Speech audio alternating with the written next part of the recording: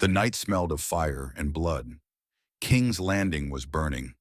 The sky glowed with the sickly light of wildfire, green flames licking at the blackness above. Screams echoed through the city as Stannis Baratheon's forces clashed with the Lannister army. Somewhere near the Red Keep, Joffrey's soldiers fought for their lives, their golden cloaks soaked in red.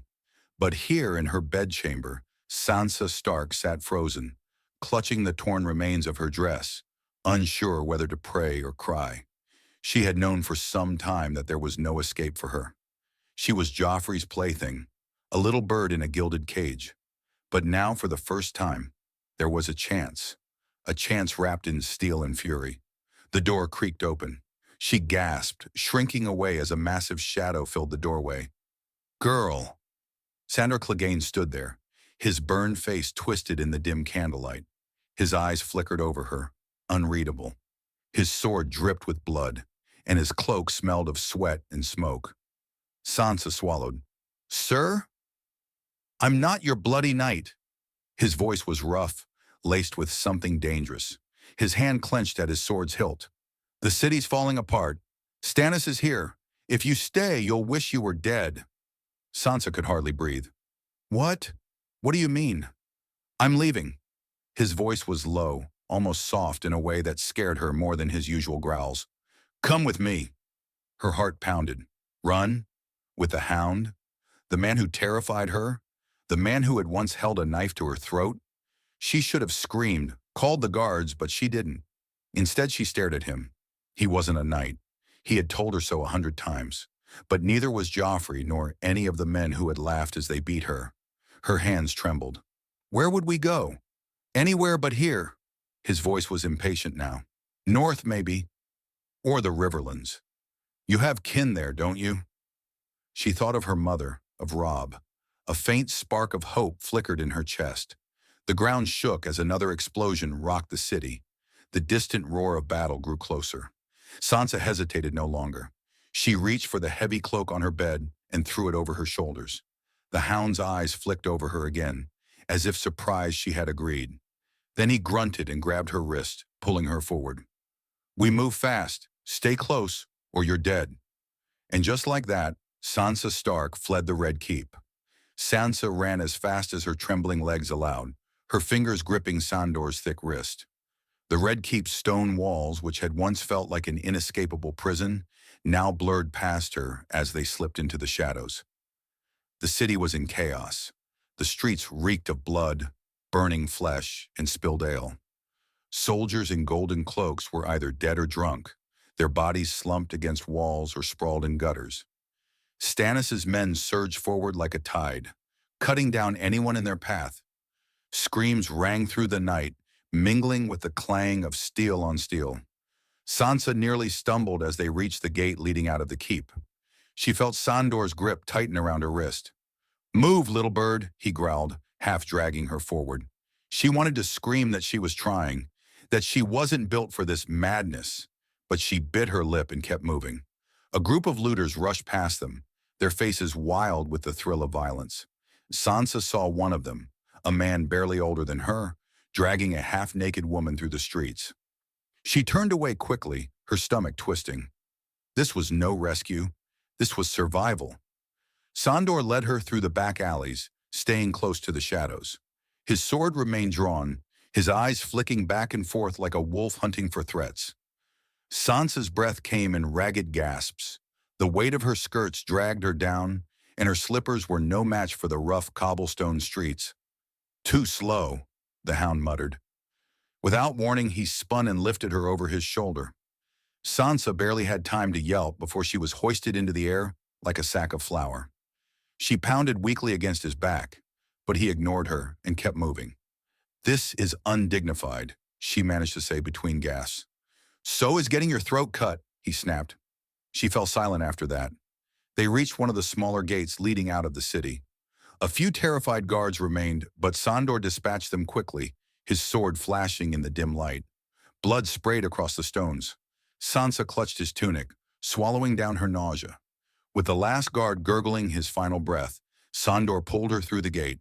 The air outside was crisp and cool, a stark contrast to the heat of the burning city.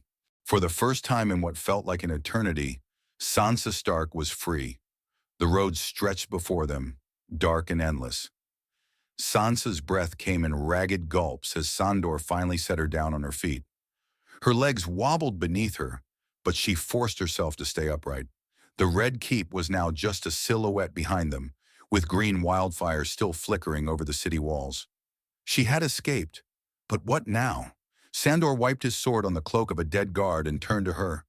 His burned face was half hidden in the shadows, but his sharp eyes bore into her like knives. "Can you ride?" he asked gruffly. I, I've ridden before," she said, though the idea of galloping through the night after what she had just endured made her stomach twist. "Good enough." He led her to a small copse of trees where two horses were tied. One was his monstrous, coal-black warhorse. The other, a skittish-looking mare, was clearly stolen. He grabbed the reins of the smaller horse and thrust them toward her. "Get on." Sansa hesitated. She had learned to ride as a child in Winterfell, but always on gentle mares under the careful eyes of Maester Luwin or her father's guards. Now, with her heart still racing and her hands trembling, she wasn't sure she could manage. Sandor didn't wait. With a muttered curse, he grabbed her by the waist and hoisted her onto the saddle. She yelped, gripping the reins tightly as the horse shifted beneath her. "Keep your back straight," he said. "Don't grip too hard or you'll spook her." Sansa nodded, swallowing hard. Sandor swung himself onto his own horse with ease. "We ride fast," he said. "No stopping till we're far from this hellhole. You fall behind, you're on your own." She shivered. Where are we going?" she asked.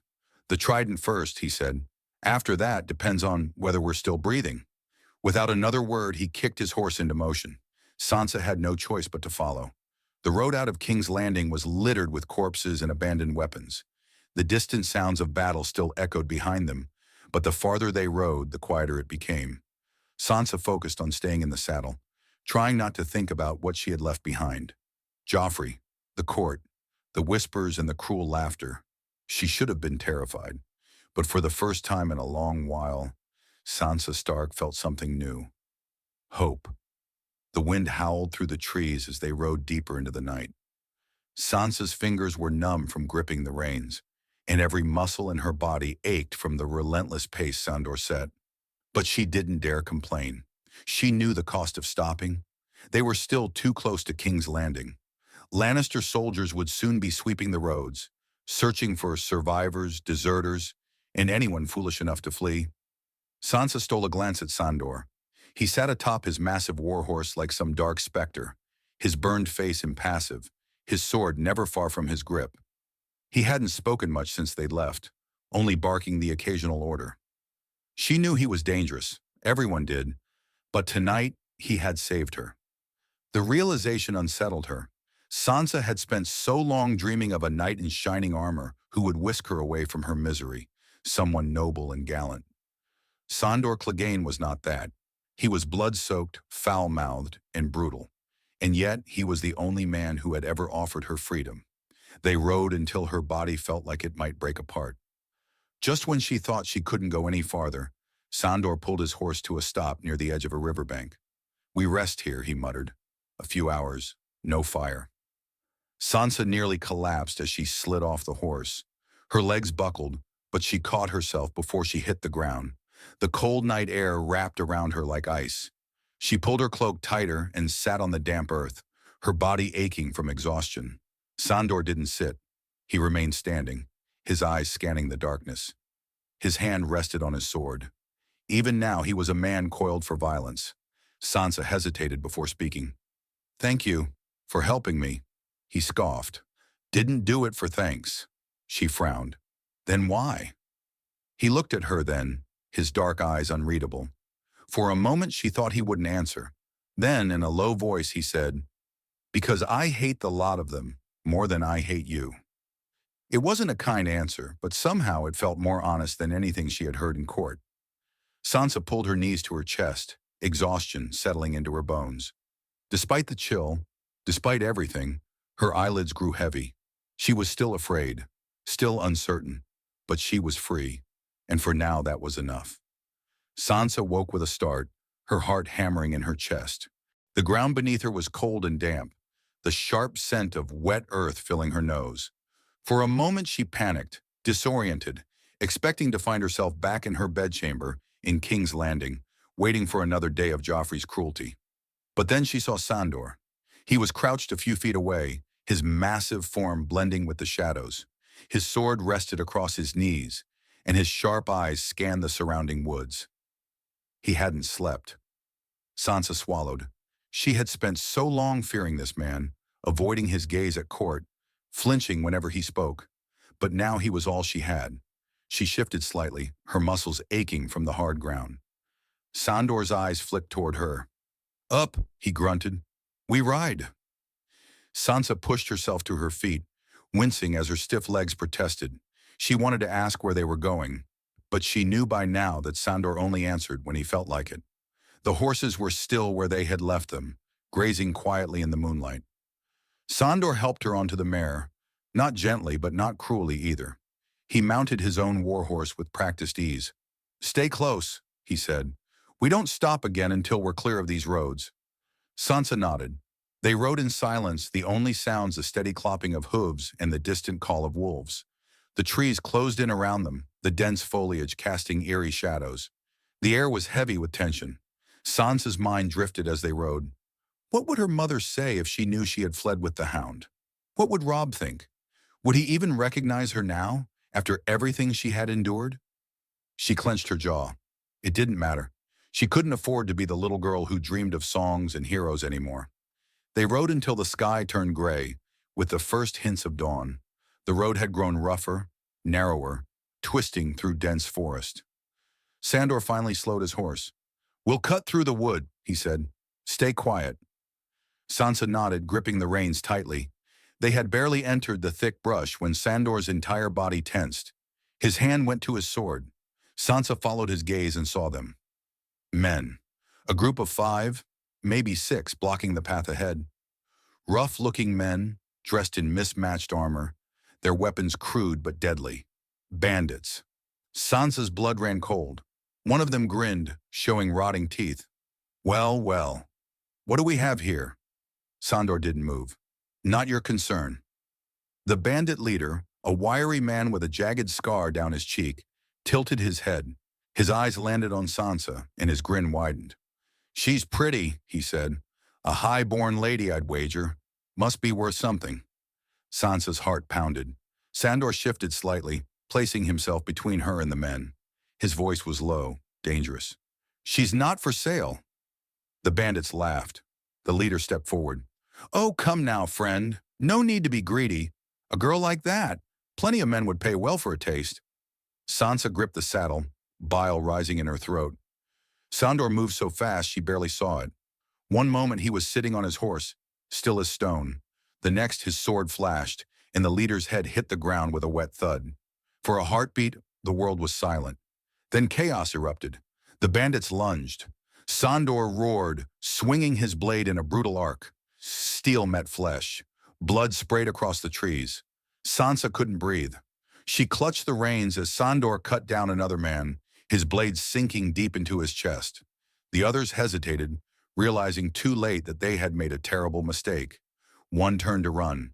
Sandor caught him before he could take 3 steps, slashing his back open. The last man dropped his weapon, falling to his knees. "Mercy!" Sandor's sword silenced him. Sansa sat frozen, staring at the carnage. Sandor turned to her, his face splattered with blood. He wiped his blade clean and spat on the ground. "Still think knights are pretty?" he muttered. Sansa didn't answer, because for the first time, she wasn't sure what she believed anymore. Sansa couldn't stop staring at the bodies. The smell of blood was thick in the air, mixing with the damp scent of the forest.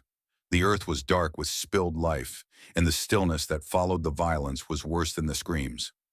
Sandor wiped his blade on the tunic of the man he had just killed, then sheathed it with a grunt.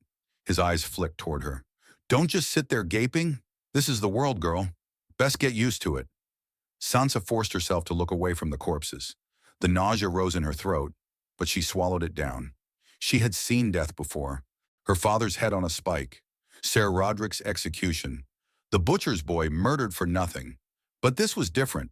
This was close, brutal, and real. Sandor climbed back onto his horse. Come on, we've wasted enough time.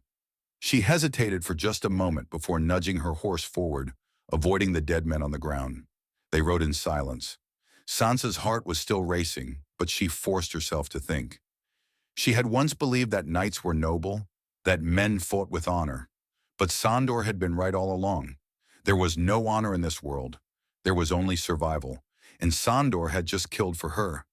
It should have horrified her. Maybe it did. But part of her, the part that had learned to endure King's Landing, felt something else. She felt safe. The thought unsettled her. They traveled deeper into the woods, moving faster now that they were off the main road. Sansa tried to push the image of the dead men from her mind, but it lingered like a shadow. Finally, as the sun began to rise higher, Sandor slowed his horse. He turned to her. We'll rest here a while. Sansa slid from her saddle, her legs weak beneath her. She wrapped her cloak tighter around her shoulders, feeling the morning chill seep through her bones. Sandor sat down on a fallen log, pulling a flask from his belt.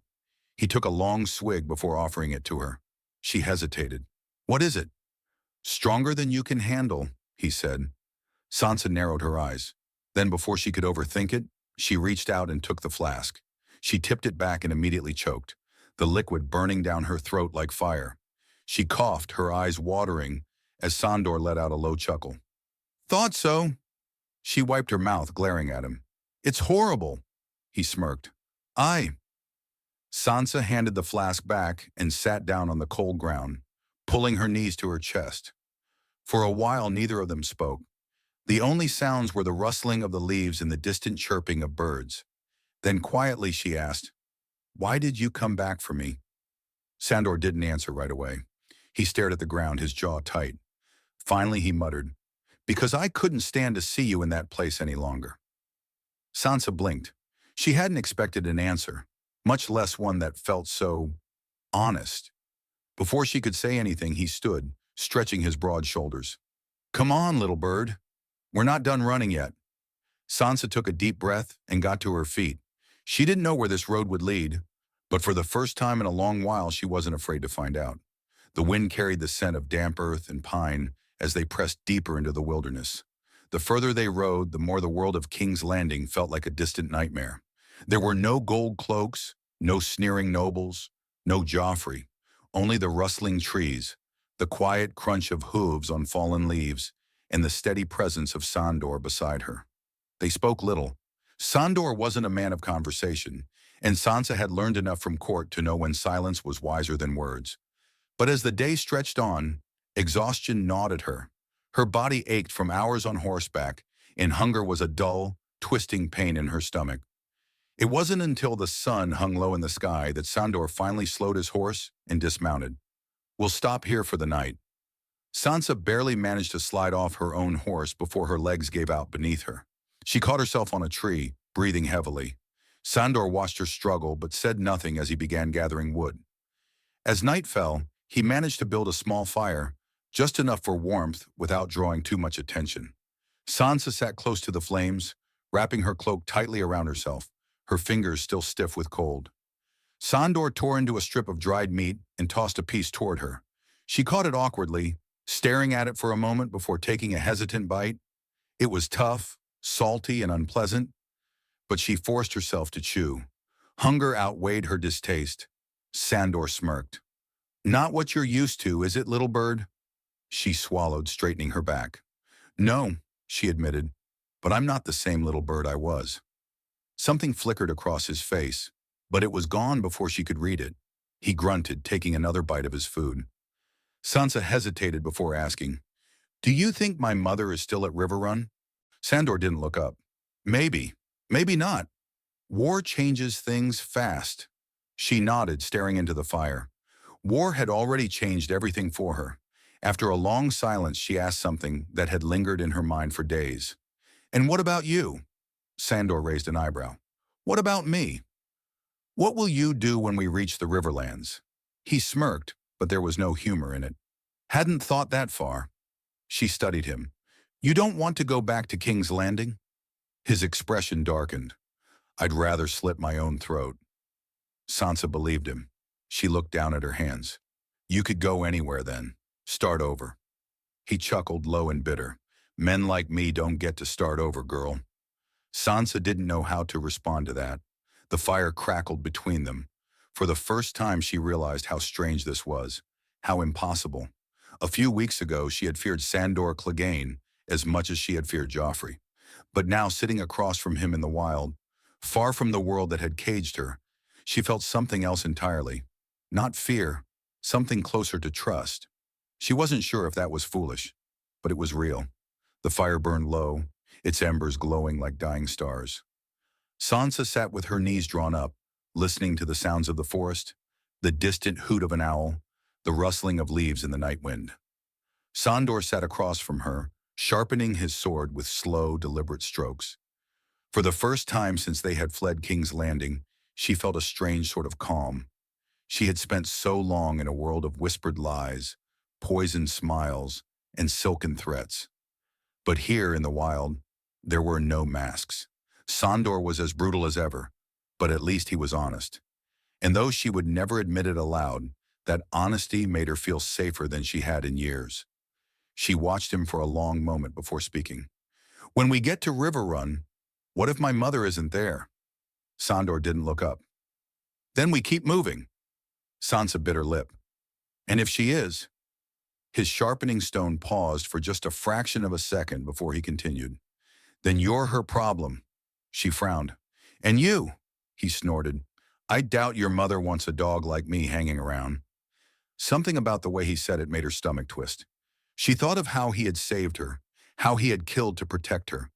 And yet, even now, he spoke like a man who expected to be cast aside. You could stay, she said softly.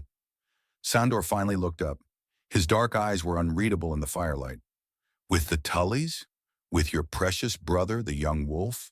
He let out a rough laugh. They'd have my head before the first meal. Sansa knew he was right. Robb would never trust a Lannister's sworn man, no matter what he had done. And yet, she didn't want to say goodbye. That realization shocked her more than anything. For so long, she had dreamed of being saved by a gallant knight, someone who would take her away from pain and deliver her into a world of safety and love. But the man who had saved her wasn't a knight. He was rough and scarred and broken in ways she couldn't begin to understand. And yet she had never felt safer than when she was with him. She lowered her gaze, staring into the fire. You could go north, she murmured, to Winterfell. His expression darkened. Your home's not much better than mine these days. Sansa stiffened. She knew what he meant. Winterfell had fallen to the Boltons. Her brothers were dead.